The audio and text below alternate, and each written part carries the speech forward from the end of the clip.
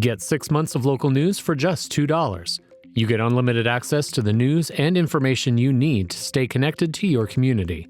Visit inforum.com/subscribe to get 6 months of local news for just $2. You're listening to Plain Talk, the voice of North Dakota politics. I'm your host, Rob Port. If I sound distracted, it's because I've been busy covering this story all morning. I'm joined by my co-host, Chad Oban. He's right of center, I'm left of center, both sides of the political spectrum. I think it's cathartic. I think it's a necessary and proper debate. I'm glad we're having it. And honestly, we have to do better. Okay, I don't know why I'm getting blamed for this, right?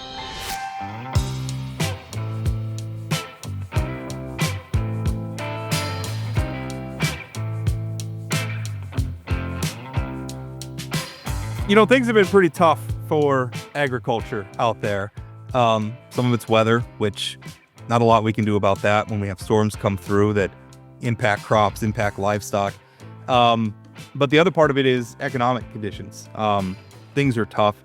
And as a way to address that, North Dakota's Industrial Commission, which is made up of Governor Kelly Armstrong, Attorney General Drew Wrigley, and Agriculture Commissioner Doug Goehring. Now, part of their job is to oversee the Bank of North Dakota. And so through the Bank of North Dakota, they have launched a couple of programs. One is called the 2026 Farm Financial Stability Loan Program. It offers fixed interest loans, 3.75% for 5 years for the Bank of North Dakota share. And then that's in conjunction with the local lender who get another 1%.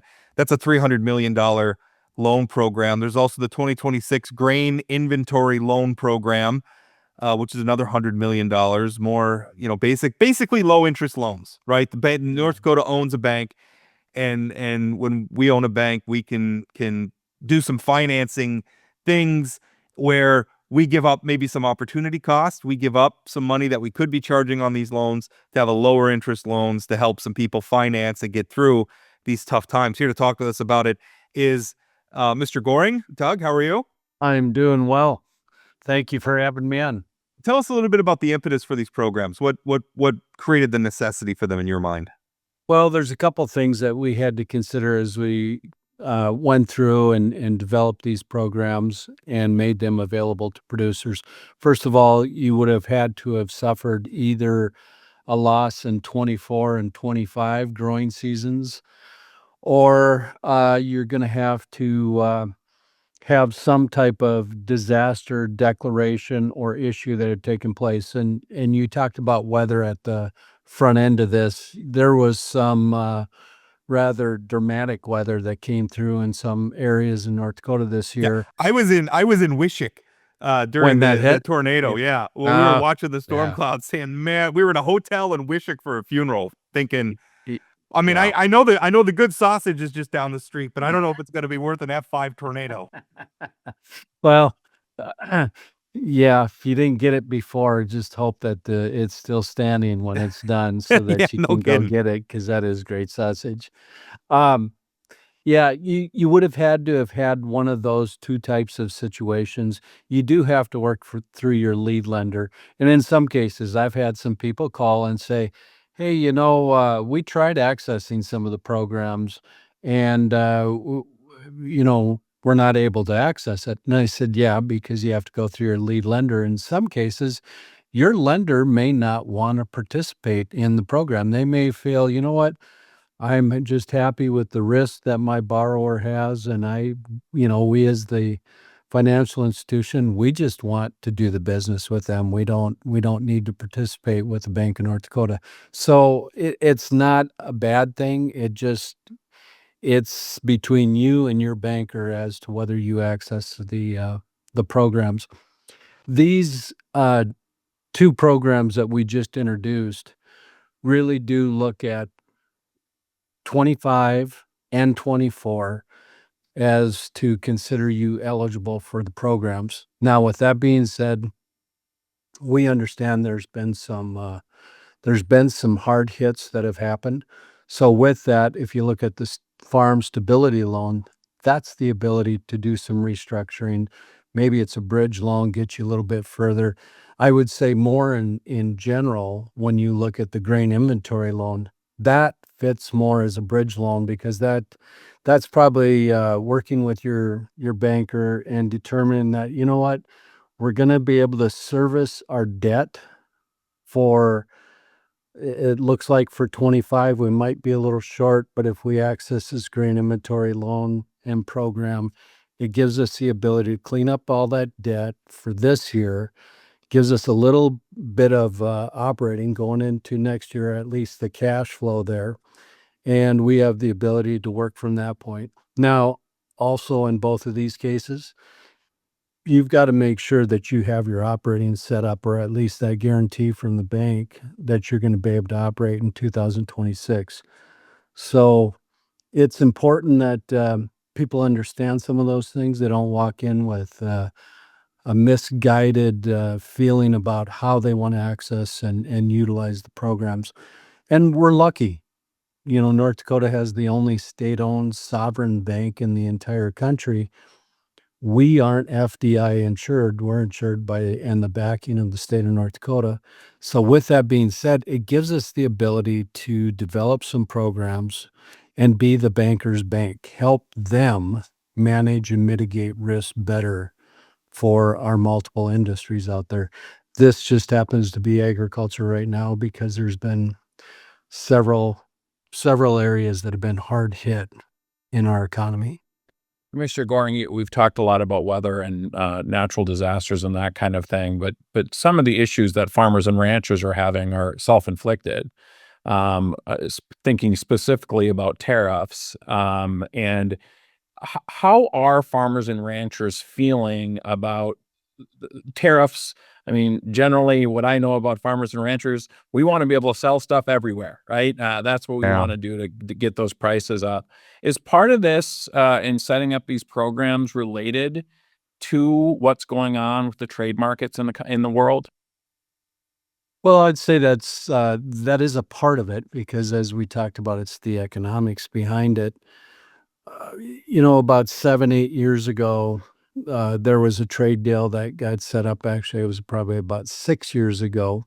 And when those trade agreements came in place, especially with China, we had some movement. It looked like there was going to be stability in the markets. And then the worst thing that happened was we didn't have adherence to those agreements.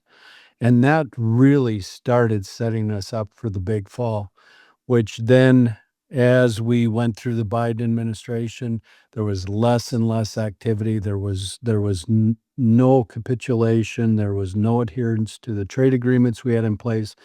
And by the time President Trump came on the scene, he's like, well, hey, we need to clean this up. Almost every producer gets it.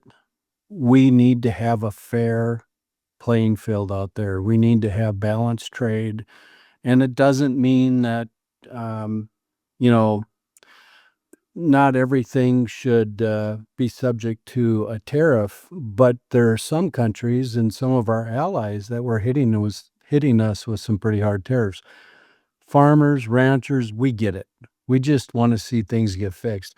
Unfortunately, it is so painful getting through this that there's a lot of damage that's been done. And I think some have thought that maybe some of these markets won't recover.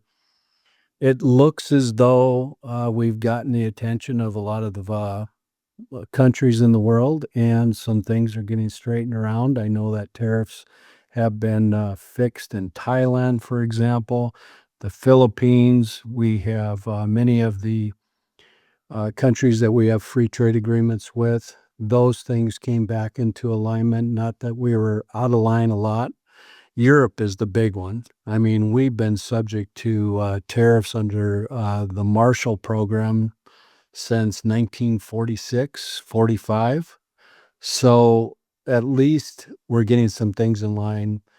We need to work on more trade agreements throughout the world so that we can have some more stability, so that we can have tariffs that are on an equal playing field.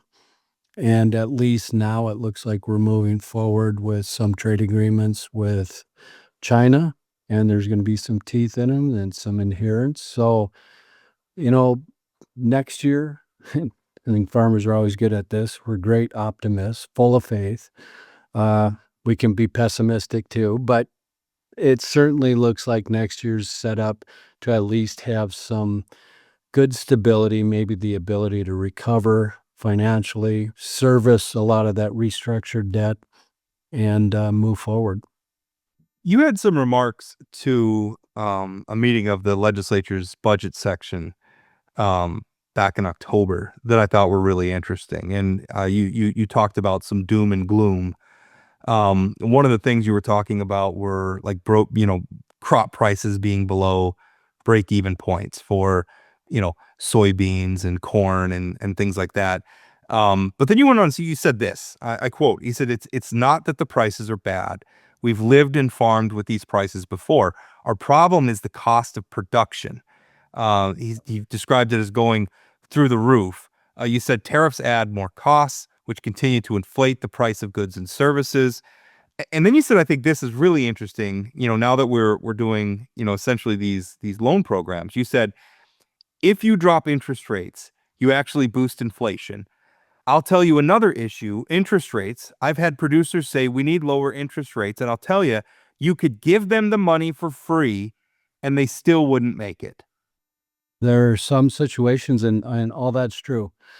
At some point, when your cost of operating is so high, your borrowed money, if you got that free, yeah, it might make a difference on the bottom line for some producers, but there's many others that when it's this upside down and you don't have any packages, aid packages out there, any relief, then you're not going to be able to save them unless you do restructuring, unless you're putting a lot more equity on the table, assets. It gets to be a problem. And that statement's true. We've sold into these prices before. The problem is our expenses are so extremely high. Fertilizer, 36% more. Fuel, 30% more than previous years. Seed costs, we're probably running somewhere around 27, depending on the genetics you're buying. Seed varieties, 27 up to 41% more in seed prices. Just the cost of goods and services, parts. I don't know if I used this example when I was testifying to the legislature, but I remember just as COVID hit, I needed a sensor for the fuel pump in my tractor. We found it was $1,700 and some dollars, and then I said, "Well, let's wait. Let's take care of this year's operating. We'll get into next year and go from there." The next following year, like 5 months later, $3,700, the same sensor out of the same warehouse in Kentucky. Oh yeah, and by the way, I could have next day air it when we needed it before. Now it took 2.5 weeks to get it. So everything's just gotten turned upside down. Labor's becoming more difficult. There's still people working remotely. And although there's a few jobs that people can work remotely, keep in mind, everything we do is about serving others. And the only way you serve is by showing up. And that's been some of the biggest problems, whether you're in the food industry, you're in the manufacturing, you're in the processing, you're in services in general. We need people to be there. And when you have a lack of labor, all of a sudden you see the cost of labor go up, you see the cost of transportation, processing, managing. It just, it's exploded. And producers, especially in agriculture and to some degree contractors and in construction, have certainly felt those same effects and impacts. But Commissioner, during that statement that Rob just referenced, you said tariffs are basically a cost on production. But when I just asked you about how are people feeling about tariffs, farmers and ranchers, you said they get it and we're pushing our way through and we'll get to the other side of this thing. How many farms and ranches have to go under in the next year to get through this thing? I mean, is your office done any sort of calculations on how many farmers and ranchers are going to go to business because of the increased input costs, which aren't just tariffs? I understand that, but that feels like the one that's most self-inflicted. Like, what's the cost of this to get through this year, to get through until things are balanced out again? So we do have a mediation program, and we do help administer the farm management program. A lot of those things you won't know until they happen, because the problem is people aren't going to share stuff until it's so bad that then they reach out for help or assistance. And even in our farm management program, you analyze and go through a lot of data. You're limited on what you can share until there's certain points where you can share that. I don't know. And I will tell you, 2 months ago was different from today. Now that we have some agreements in place, you have a lot more hope and faith out there that we're going to be on the other side of this.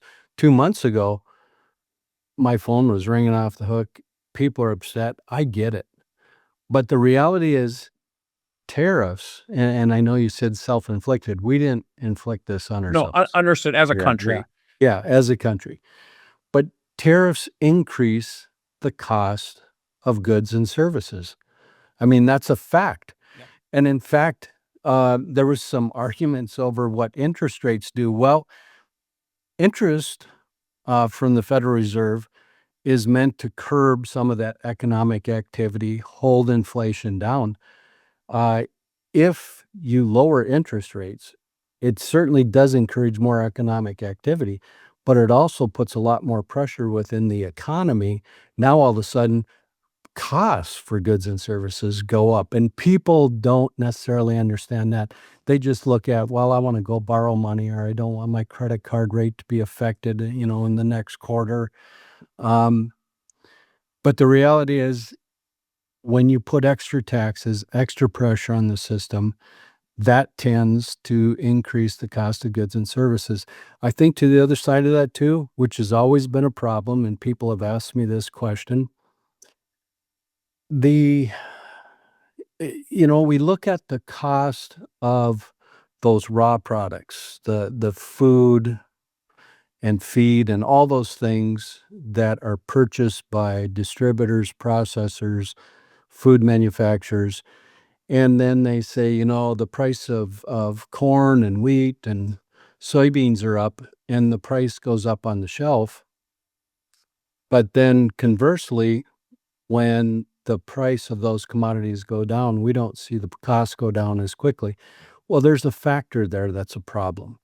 And it's built into almost our entire economy. Not everywhere, but that is when you have businesses that budget, they budget for reserves and for profit because they got a service debt, they have to manage things. So they budget at a percentage. Well, what happens if part of that product that's established in your price in the end, and I hate to make this convoluted, but if that goes down, your percentage now, because you talked about a percentage you built into your budget, now, because you're not basing it off from a unit, you're basing it off from volume, you're basing it off from a final revenue number. Now, all of a sudden, to meet those, to make sure you're keeping your business open, you're paying your labor, you're paying your insurance, everything else, you aren't gonna see that cost for that item come down conversely like you would on the front end, which is those producers that are supplying those products to the food processors, manufacturers, distributors. So the whole problem in the system is that everybody works on a percentage in their budget, and that works, but they should be working on units. For another, I guess another better analogy would be, if you're saying that you need 13% off a loaf of bread, well, what happens if the cost of the loaf of bread goes down? You still need that 13% you budgeted for. Why don't you start marketing as, I need 41 cents off from every loaf of bread that I sell to keep my store open, or every gallon of Yeah. gas that I sell, I need this much. Actually, when you start doing it that way, it's easier to budget because now you're Yeah. working out from a unit versus a volume. It's one of the confounding things about being a commodity state. I mean, high oil prices are Yeah. and high crop prices are great for the state of North Dakota, not so good for people shopping at the grocery store or buying fuel at the pump. It's just a reality of where we're at. I wanted to talk, you said something really interesting about labor costs going up, because I'm not sure that that's something that a lot of people think of. I mean, I think a lot of people don't live on the farm, just think of a farmer out on his tractor by himself, and understanding this is very labor intensive. Farms hire a lot of people to come work on farms, and other ag related businesses, obviously. So when you're talking about, you also talked about like this, the construction industry kind of in the same boat. Um, that's tied to what we're doing on immigration right now, right? I mean, Oh, it's yeah. I mean, and not just, I mean, we can have a debate about illegal immigration. I generally agree that people who are in this country illegally should be deported. You can't break the laws. That's how I feel about it. Yeah. I wonder if the very dramatic, over the top, aggressive approach is leading some people who might be coming to the country legally, but because of the color of their skin or their nation of origin or what have you, are thinking maybe America is not a place I want to be right now. Is that impacting the ag industry? Well, maybe to some degree, but I think we have to separate it into different categories. First of all, there is some labor in the southern border and on the West Coast that they may access some of those workers to do some of those jobs. But I'll tell you, in the rest of agriculture, especially in the Midwest, um, we need skilled labor. It's We look at the H-2A and H-2B program. H-2B is mainly for the restaurant, hospitality industry, but that certainly does have a connection back to agriculture. But H-2A is specific to skilled labor that we can bring into the country to help us do the work, because you can't find anybody anymore to do it. That's different from immigration. And sometimes when you talk about that, people are like, yeah, you're just trying to get free, cheap labor. No, on the contrary, in fact, if you bring in an H-2A worker from South Africa or from South America or Central America, you're required to have housing for them. You're required to pay for their transportation. You're required to pay them no matter what when they're here. And it gets set on that wage rate is set on a survey, which the survey is a little distorted because it looks at a myriad of jobs that you may have on the farm, or it may look at, for our example in North Dakota, we look at, the oil and gas industry, which pays very high compared to everything else in our economy. But what it does is it affects the wage rate Yeah. we're required to pay in North Dakota, which when you compare it to Montana, South Dakota, Minnesota, all the states around us, we have the highest rate that we have to pay because we have one sector in our economy and in North Dakota's economy that is distorted the wage rate for the rest of the state. So then we have to pay it higher. One of the things that I'll say too is under the Biden administration, they decided that they would look at if you drove truck, if you operated a payloader or a backhoe, any of these skilled jobs, welder, then all of a sudden you had to pay at those rates. Well, the problem is farm labor is you do everything. You operate the tractor, you drive the truck. Yeah, and when you have repairs and you break down, you might have to do some welding. How the heck are we supposed to all of a sudden jump our wages up $10 more an hour because someone wants to segment everything you do? You need to have very skilled people that are in this job. And quite frankly, the other side of it is no one comes from the city anymore and helps out, even the smaller towns. you can't get anybody to come out and want to work on a farm. It's it's beneath them, or at least some parents tell their kids, "Nah, you don't need to do that. Just stay in the basement. We'll pay you allowance, buy you a car, pay your insurance, and you can go get a job." But it's got to be one of those good jobs, you know. Commissioner, I want to ask you about beef as a consumer of beef. We've had some conversations about on the podcast over the past several months of how do I, as a consumer in North Dakota, purchase North Dakota beef? And we've actually had a rancher who's texted in that it's difficult to bring your cattle to the local butcher shop because there's USDA sort of rules and that kind of thing. If I'm Chad Oban and I want to buy North Dakota beef, how do I do that if I don't know a rancher to buy it directly from? And if I do, am I allowed to buy it directly from a rancher? Yeah, those are great questions. So, a couple things we've done since COVID. We created a program that was the meat processors program, where it helped them upgrade some of their facilities, their equipment. Um, that program was so successful that the feds loved it and they took it national. Unfortunately, what they did at the national level is they required a grant writer to be involved in the process, which now added more cost to the local processor. We have looked at, and I've worked with the secretary here recently on that very same program that can help our small and medium-sized processors expand their ability to process, which also creates more access to the consumer for meat protein. And we're hopeful that that will continue to work. We've been doing some things over the last couple of years to do that. The other thing we did, and you got back to it, what's legal and lawful in the United States of America. There is a law that will not allow you to just go purchase beef directly from a farmer. You're going to have to go through a little bit of a process. Now, we've helped clean that process up, which means you can go to your local meat market and ask them if they know of a producer that maybe has a fat beef and is ready to butcher. If they are, you can purchase part of that animal, and you don't have to purchase the whole thing like they used to say you had to. You have to work that agreement out through that processor or with that farmer. You can do it directly with that farmer rancher.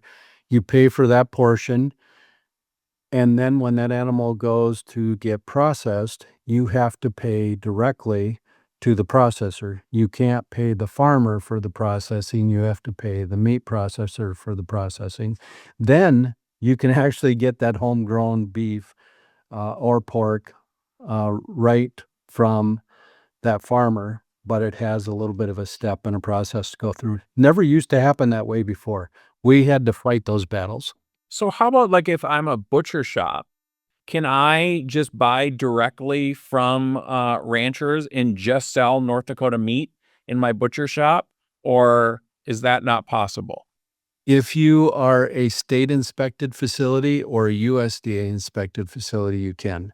But if you're custom exempt, you cannot. Generally, custom exempt facilities are the ones that when you as a producer or anybody that brings in an animal wants to have it processed, that's for yourself. And in fact, you probably have seen the package of the meat that says not for sale. That is a federal law. You can't. It's not for sale. So whether you're going to take your deer, your pork, whatever in, and have it processed, you can take that to probably almost any one of those facilities. But if you're They going to can't sell it. they can't sell it. So that's They why could just sell, like you could just pay them to do it and then you take it. yes.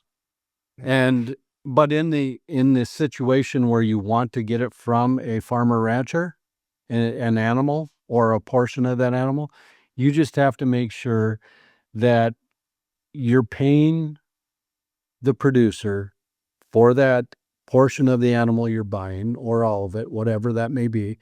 And you got to make sure that you pay the processor so that you stay legal. and everybody stays out of trouble. Commissioner Goehring, I just want to go into my meat shop and say, I want those 2 New York strips, and I want to make sure they're from a North Dakota cattleman. I mean, that seems like it should be an easy thing to do. Damn government. I keep that. Chad has become more and more Republican as we've done this podcast. Well, when it comes to beef, yes. Well, the Well, we important stuff agree. like steaks. Commissioner Goehring, thank you so much for your time today. Yeah, you bet. Take care. Thank you, guys. Hey, Plain Talk listeners, have something to say? Call or text Plain Talk with your questions, comments, or headlines you want us to cover. Just dial 701-587-3141. Leave us your message or shoot us a text with your name and location, and you could be featured on an upcoming show.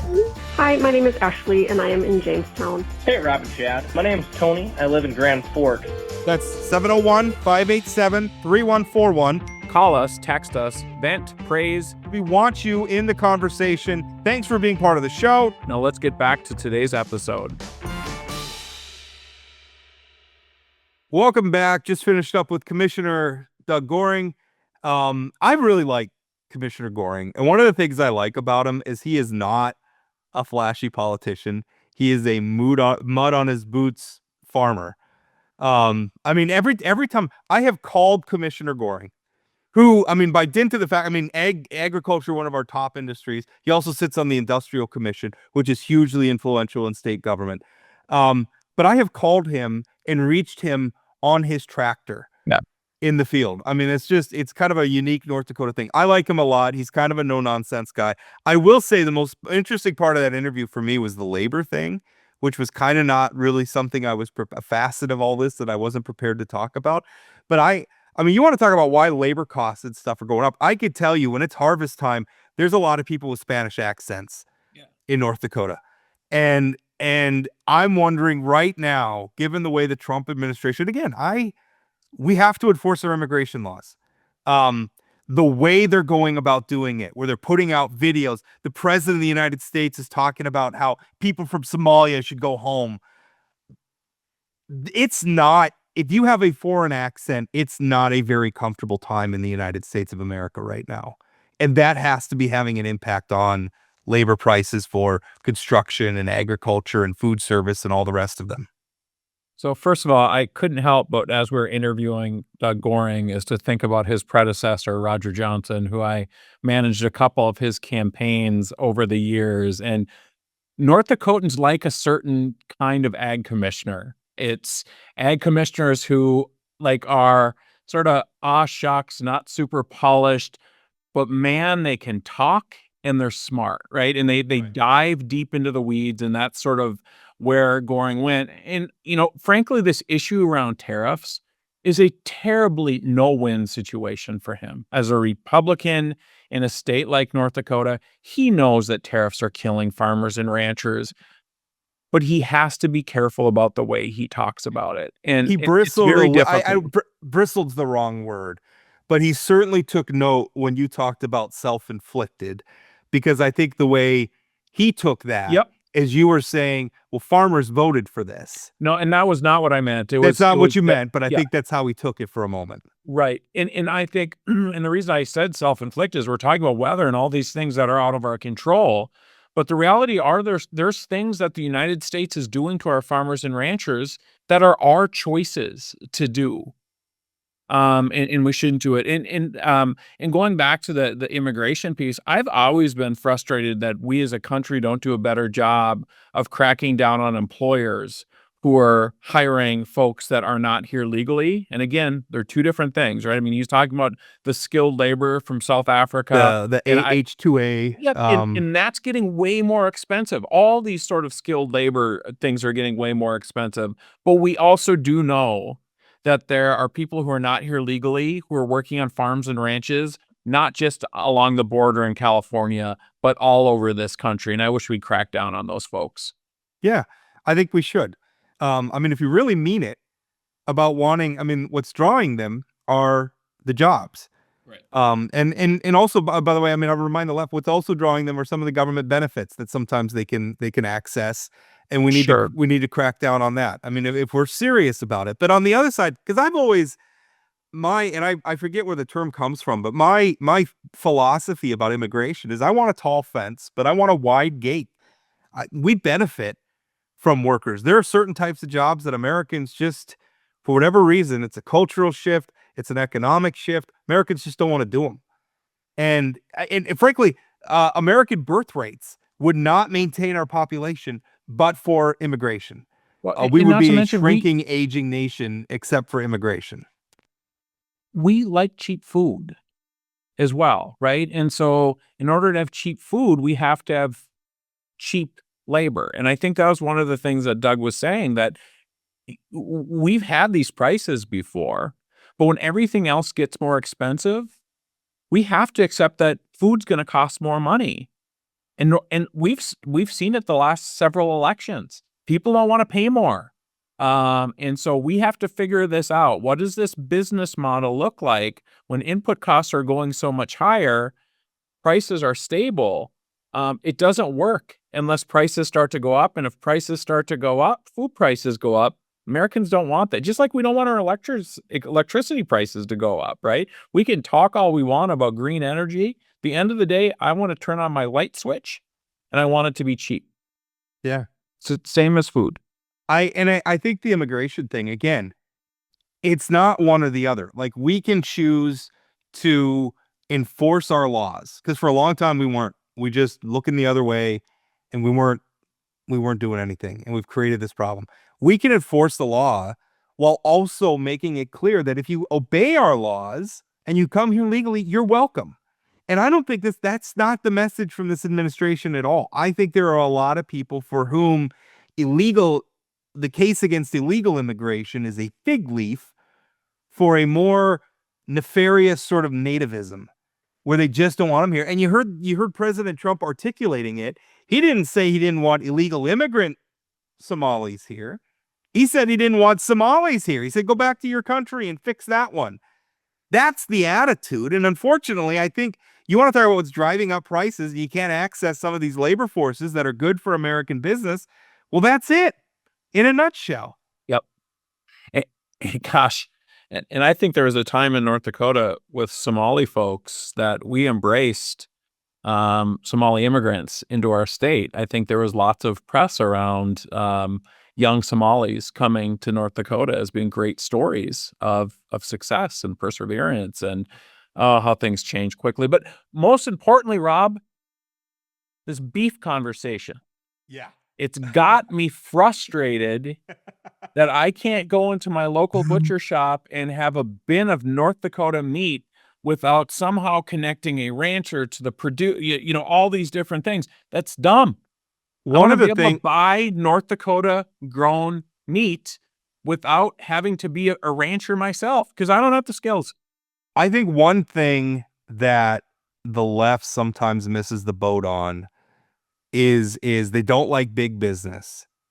But what they miss is how often big businesses are protected by big government. And I think this is an instance. I mean, one thing that the pandemic exposed is how few meat processing companies we have. I mean, it's just like one or two or three that control the whole thing. So I'm basically, if you're buying meat at the supermarket, it's coming from one of those three. And that's bad on both sides of the equation. I think that's bad for consumers. And on the other side of the equation, I think it's bad for the people producing the chickens and the cows and the pigs and everything else. It's bad for them too, because they really only have one or two places they can sell to. Ultimately, I mean, the market is constrained and controlled. And I think what protects that, what has led to that status quo, are the things that are upsetting you. That it's not easier for somebody who's growing beef in North Dakota to be able to sell that directly to North Dakota-based stores, and not just butchers. I mean, I think the grocery store, Walmart, it should be easy for Walmart to maybe get a contract with a ranch, and obviously probably a slaughterhouse or something too, and just set up a thing where and they could proudly advertise, come to Walmart or come to Cashwise or come to Marketplace or wherever you're going, and buy beef that was grown 20 miles away from you. Yeah, Wouldn't that be a great thing? I think those businesses would probably go for it if they could do it. The problem is they can't do it. Or if they can do it, there's so many hoops to jump for. It's not practical. And I got to be honest, these programs by the feds on food safety are meant to keep us safe, right? Sure. But I feel much more comfortable.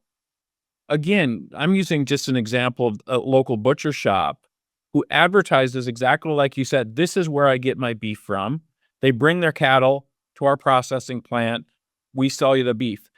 That feels to me like a much cleaner, safer process than a cattle brings it to a slaughterhouse that goes to this meat processing plant, then gets shipped all over the world and whatever. That seems like there's a lot more. And I'm not an expert in this, but I feel like if I can see where my food is being grown and then I buy it, it feels, we talk about, farm to table all the time. Yeah. That's what people want. How nice would it be if a butcher based in Minot or Bismarck or Fargo or something could go around to the grocery stores and say, we can sell you this much steak or hamburger or whatever on a weekly basis for this amount of money, and like just get in those stores and market, and then turn around and say, hey, ranchers, we can buy this many cattle for you because we have customers on the other side. And all of a sudden now you've got a supply chain within a 40-mile radius or something of the place where the people are buying it and eating it. Wouldn't that be a great thing? And the butcher shop doesn't have to be in Bismarck or Minot, right? It could be in Garrison. It could be in Velva. Sure. It just seems like, I know Edgeley's got a new meat processing plant that there seems like a lot of opportunities here. And again, we talk a lot about at the end game. We talk about the consumer gets lost in health insurance and healthcare.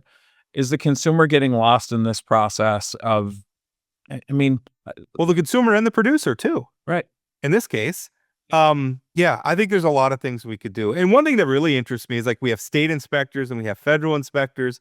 Are they really doing that much there? I feel like state of North Dakota inspectors are probably good at their jobs. Yeah. We probably do a good enough job where maybe the USDA could just back off, right? Maybe there's some sort of a federal certification we can get like we do in other areas for, coal reclamation or some of these other things where the feds just say, yeah, state of North Dakota's doing a good enough job, we'll back off. Maybe just get them out. And the state of North Dakota can handle this stuff for beef sold in the state of North Dakota. I don't know that I'm becoming a conservative, but I want to buy my beef from a place I know. I don't want to buy it from Argentina, no matter what President Trump says. I want to buy it from somebody who's producing that beef right here in North Dakota. Right. And by the way, I don't necessarily even have a problem with international trade. Some things, if we had to buy everything made in America, the cost of living would go through the roof. So Rob, I'm not against international trade. We're talking about beef here, man. We're talking about beef and North Dakota beef. Right. No, the thing is ultimately like give people a choice. Right. Give people a choice. I think that if North Dakota beef is in the grocery store competing with beef from who knows where, North Dakota beef's going to win. And North Dakotans would actually probably pay a little bit more for North Dakota beef. And they would probably be willing to pay a little bit of a premium to know that I drove by the field where this cow was raised. I want to see that. I want to look that cow in the eye before I eat it. Yeah. Hey, I had another column this week, kind of switching gears, as we are prone to do, segues, but we kind of base it. I write about a lot of different things over the course of any given week. One thing that I wrote about was harm reduction, and it got a lot of reaction. And the reason I wrote about it, there's debates in Fargo, Bismarck about these programs. If you don't know what harm reduction is, it's sort of a suite of it's a way of describing sort of a suite of policies to address things like mental health, addiction, homelessness. And what the policies are based on is what I perceive as pragmatism, as reality, which is that prohibition doesn't work. That's not an argument that I just want to legalize all the drugs. But we have to understand there's an upper limit on what it can deliver. We tried prohibition with alcohol. It's one of the most spectacular policy failures our nation's ever seen.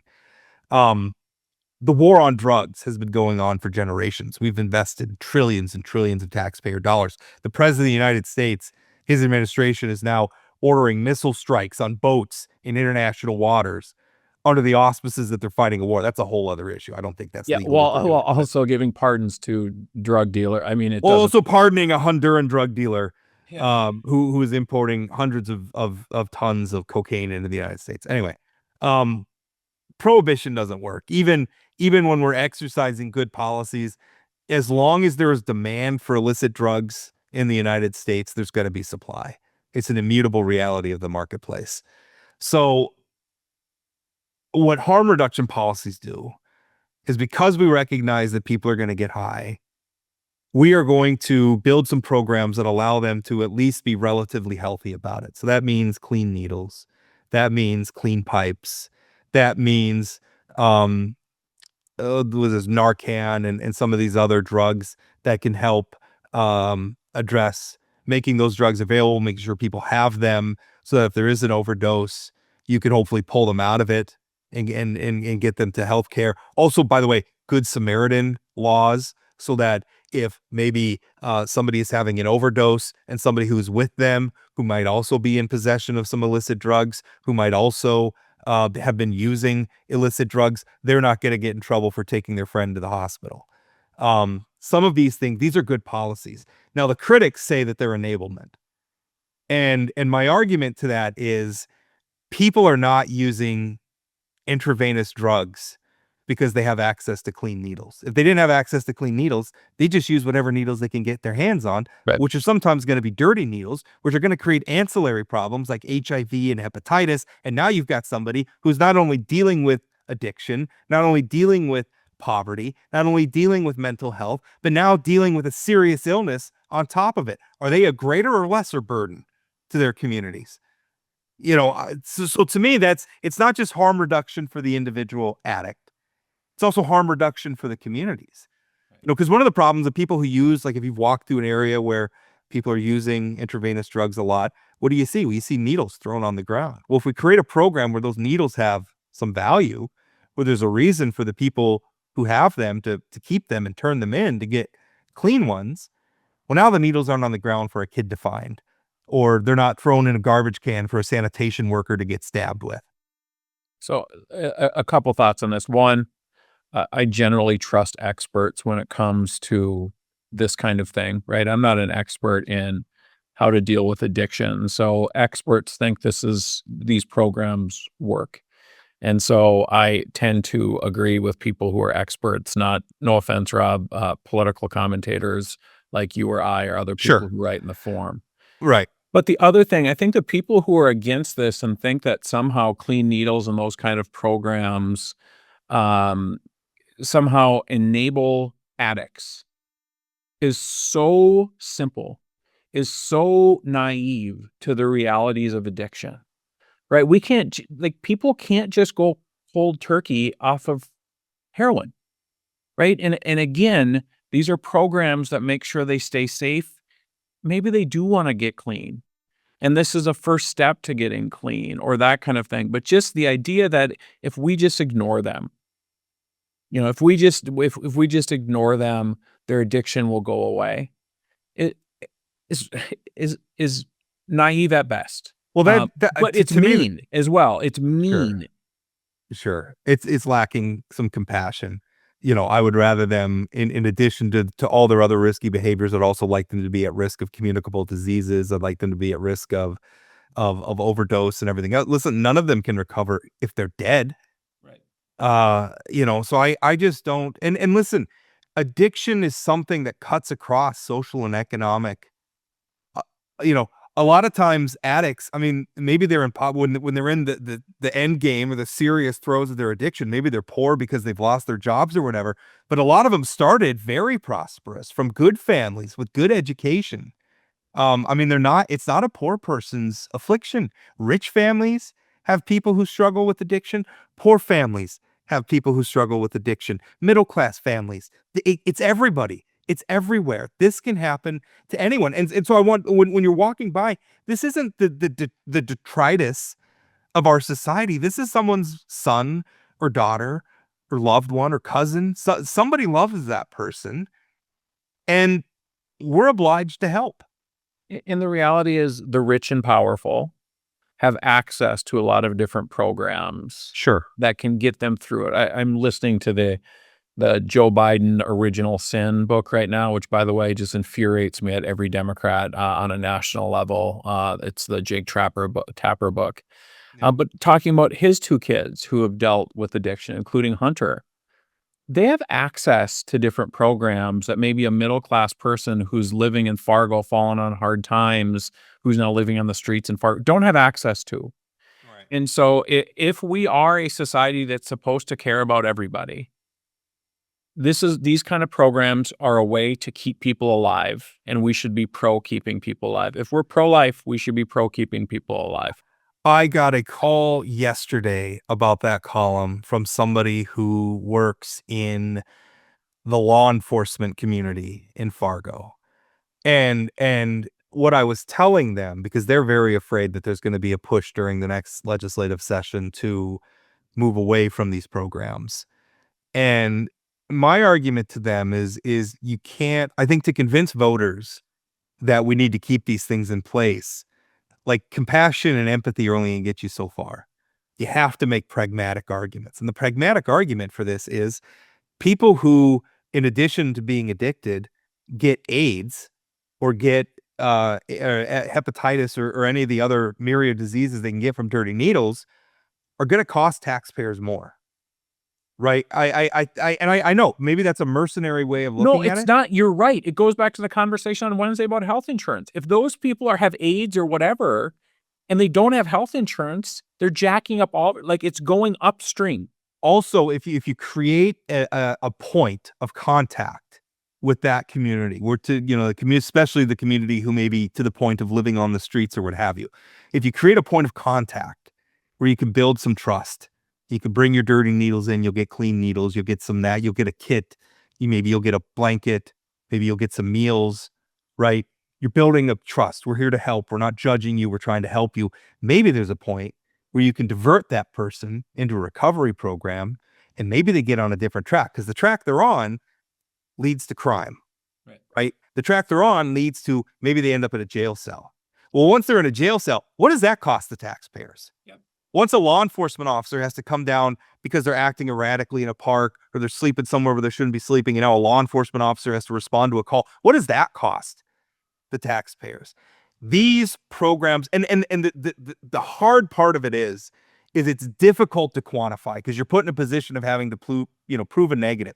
The people who participate in these programs, what would they have done if they weren't participating in the program? I don't know how to quantify that for you, but I can tell you rationally, it makes sense to build relationships with them, build trust with them, and be able to at least get some of them into treatment programs, while also accepting the fact we're not gonna like if the thing is these programs aren't reducing addiction. Well, they're not intended to reduce addiction. Nothing's gonna. The trillions of dollars we spend on the DEA and everything is not reducing addiction either, right? But we have to do some of it. We have to do this. So, I mean, that's my argument. It has to be a pragmatic argument. There is a benefit to the taxpayers here. People need to understand that. It's similar to programs about help, recovering reentry, right? I mean, people are coming out of prisons and making sure that they have a community when they come out of prison, so then they don't fall back into the same issues. A point of contact to help them get housing, help them get jobs, help them get education. This idea that we're just going to throw somebody who's an addict or somebody who's coming out of prison to the streets and slap them on the butt and say, good luck out there, and don't think they're going to fall into the same problems that they've already had is again, simple. It's a simple talking point that might get a lot of clicks on if you write about it, or it might get votes for politicians in these cities. But I mean, these are real complicated issues, and just to say I don't like the idea of clean needles, or I don't like the idea of other harm reduction programs isn't taking reality into consideration. Well, I mean, I think we have to, because it is. I understand that it can be a provocative idea to give somebody who's an addict. I mean, it sounds like buying an alcoholic a drink. Right. I get that. I can superficially, or certainly a shot glass. Right. And so I can understand that reaction, but I also think if you carry it, like if that's your argument, what you're really building that on is the idea that somebody who has an addiction problem, or to your point, if we're opposing programs to help people coming out of jail, somebody who's committed a crime or made some mistakes in their life, that they're not worth anything anymore, is what you're saying. And I would make two arguments. First of all, personalize it, because very few, if any, families living in North Dakota don't have a member of the family who hasn't made some mistakes in their life, maybe been arrested, maybe gone to jail, maybe struggled with addiction. Every family has that. Every family. So do you want your loved one to have had no hope, to just be cast aside? We don't care about them? No, you don't want that. The other thing is, when you cast them aside, there is a lowest common denominator that at some point the public has to deal with them. The thing is, how are we going to, are we going to be upstream, where we're giving them needles and we can maybe get them some help? Or are we going to wait till they've done something awful and now they're in a jail cell and now the only place to deal with them is the criminal justice system, where it's hugely expensive, by the way. And by the way, if they're in the criminal justice system, that means there's a victim somewhere and somebody who got harmed. Right. And you're making the conservative argument for all of these things, right? This isn't a left-right thing. I think I don't want to dismiss the bleeding heart liberal argument either. Right. I feel the empathy and compassion too. No, understood. But there is the real, like, so often these discussions we have are about what's like right in front of our face, and we don't do what we need to do to go upstream and to avoid these issues. And so again, like, could connect this to investing in pre-K. We could, in our interview from earlier in the week, talking about what if we get dental care in the schools? Right. So it's upstream, so that before kids get tooth decay and it creates an expensive health problem, we're protecting their teeth upstream. The same thing on mental health services to children before they, like, there's just so many things that if we do a better job in the front end, it helps us with very, very expensive society issues down the line. So I think there's this idea where if I oppose these programs, then I don't have to pay for them. But let me tell you, you're going to pay for them. Paying for this stuff one way or the other. You can either do it later down the timeline when it's a lot more expensive and the stakes are a lot higher, or we can try to do it upstream. And we're never, and also accepting we're never going to solve it. Right. This is always going to be with us, but we can do a better job of managing it. But I think no matter left or right, I think people would agree they'd rather invest early on in programs that help avoid the very expensive pain and suffering later on in life. And you're right, if addiction was going to go away, we would have gotten rid of addiction. But that's not the way the world works. Yeah. And by the way, the cost of these harm reduction, I'm specifically talking about the harm reduction, the needle exchanges and stuff. I mean, it may sound like a lot of money. It's a rounding error compared to what we spend on drug enforcement and everything else. These programs are relatively cheap. Yeah. And they're worth maintaining. All right, we're going to stop there. Thank you so much for listening, as always. What do we have? We actually have some people booked for next week. I think we have. I can't wait to find out. We have Kelly Armstrong on next week on the 10th. Really? Wednesday the 10th. Kelly Armstrong's going to be coming on. I thought it'd be nice to get an end of the year. No, I think that's great. We haven't had him on for a minute, and I want to talk. I want he and I to gang up on you about cell phone bans. Again? Come on. All right. Well, I don't know how interested our listenership's going to be. There's a lot of good things we can talk to the governor about. Obviously, he was one of the people. Some of these, the furloughed programs thing, we came through the government shutdown. Obviously, that's over. But I think there's an interesting conversation to be had about what the state of North Dakota can do to be more proactive in the face of more federal dysfunction. I really think we need to be prepared for it. The state of North Dakota government, agree with it or not, and obviously there's things that our state does that both you and I disagree with. There's some things we do that we both love. But the state of North Dakota functions. Yep. North Dakota government works. The federal government right now is not working. Yeah, I'd love to talk to him about the Commerce Department. I'd love to talk to him about ethics. I mean, again, anytime we have the governor on, we have to figure out how to limit the how to shoehorn things that I'd like to talk shoehorn all the good about. stuff in to talk about. Yeah. All right, so that's coming up next week. We'll have another guest too for the Friday show next week. Thank you so much for listening. Remember, you can always follow us. YouTube has become a great place to go for Plain Talk. Be sure to subscribe to us there. We have bonus content. We have clips. It's a very rich YouTube channel. So, and a really great way. I mean, the nice thing about YouTube is if you're looking for something in particular, you can search our YouTube page because it automatically transcribes so it can find. I use it, in fact, when I'm going back to try to find something that we talked about previously because I want to write about it again or mention it again. Anyway, it works great. It's a great way to engage with the show. Spotify, we're everywhere you get podcasts, we're there. At Plain Talk ND is our handle on like TikTok, Twitter, Facebook, all that. Thank you so much for listening. We'll talk again. That's it for today on Plain Talk, the voice of North Dakota politics. Plain Talk is a production of Forum Communications Company. Got a question, comment, or suggestion? Leave us a voicemail or send us a text message at 701-587-3141. That's 701-587-3141. If you haven't subscribed to Plain Talk yet, you can find us on YouTube or your favorite podcast platform like Spotify or Apple Podcasts. For those of you who are already hooked, give us a rating or review. And don't forget to share or tell a friend. Special thanks to my co-host Chad Oban, and from myself and everyone at Plain Talk, thanks for listening.